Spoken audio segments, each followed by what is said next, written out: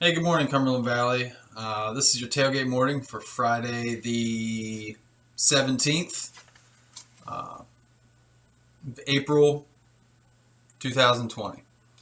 I want to start off with a quick tailgate meeting from the normal tailgate safety book. The next lesson that falls in line is the hazard of inexperience. Now, if you've been in this industry as long as I have, and some of you have, you know exactly what I'm talking about. Young employees, inexperienced employees, anybody not familiar with working around heavy equipment, trees, chippers, stump grinders, driving company trucks, anything of the sort. There's a few statements in here that fit very well. I don't want to spend a whole lot of time reading verbatim out of this book.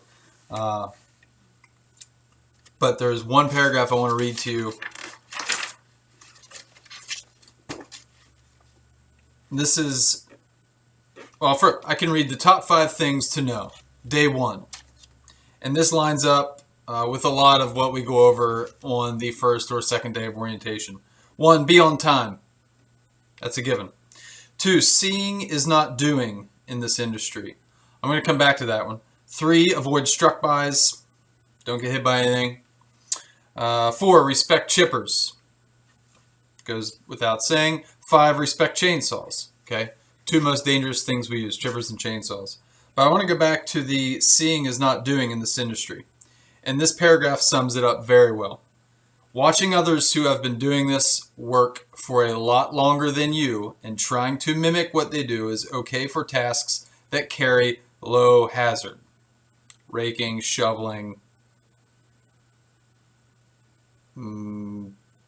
there's not many other things that are low hazard, but are not a good idea when the stakes are higher. You must develop competence, which is skills and knowledge, and that involves learning and then practicing skills under the direct supervision of a competent person. If you are already experienced and competent, you are a leader and a role model, whether you want to be or not. Everything you do is being watched, and your actions are being learned and will be repeated. So make sure you're passing along only good habits. There is no better lesson for an experienced tree care worker, landscape foreman, anybody in this industry. If you're doing something, you're being watched. You may not want to be watched. What you're doing may not be the best practice or the safest thing to do, but it's being learned. So all your bad habits are being watched and noted, which is a great reason to do things the right way, the safe way, the sound way. That's the only thing I wanted to read right out of here. Great lesson, great takeaway. You're being watched and you're a role model. If you're a foreman, you're a role model. If you don't want somebody to repeat what you're doing, don't do it. I'm going to go over a few incidents that have happened recently within the past 2 months I just went over. And these are not catastrophic.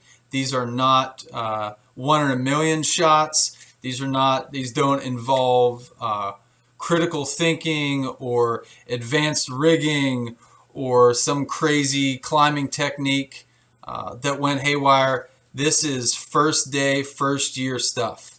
It's things we have got to get better at as a company.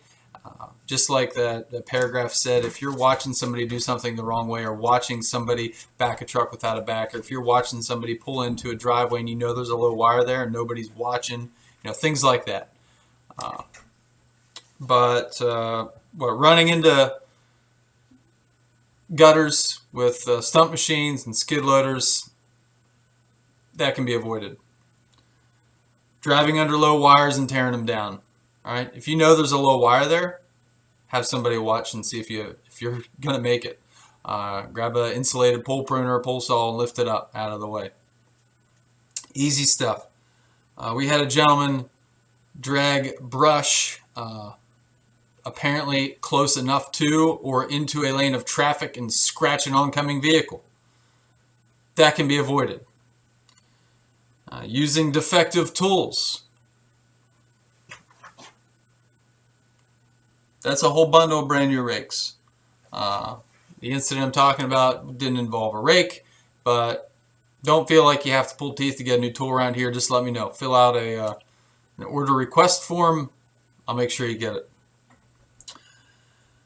Hitting ourselves in the head. Don't worry, that guy's taking the day off, so you can giggle about that one. We just had an injury with a slide hammer. It's not our first. Probably won't be the last. But, pay attention to what you're doing. Even the hand tools we use sometimes can be hazardous. Those are just a few of the incidents I want to mention. Oh, one other thing. I watched a foreman, tree care foreman, this past week fill saws up and fill up his saw gas can from his big can on a blacktop driveway. That's a first day, first lesson type thing right there. If you're making those mistakes as a foreman, your helpers are definitely going to make those mistakes. I have a work order hanging next to my desk from AAA Paving for a spill on a driveway from last fall. It's getting sealed this spring. It's going to cost about $500. Don't fill equipment on blacktop driveways, on any driveways, unless it's gravel or grass or some crazy surface. If it can stain, don't do it. Yeah, don't fill gas cans and saws equipment on driveways. And lastly, the COVID-19 situation. Our management team is going to be bringing down some announcements here within the next few days, probably either maybe tomorrow or early next week.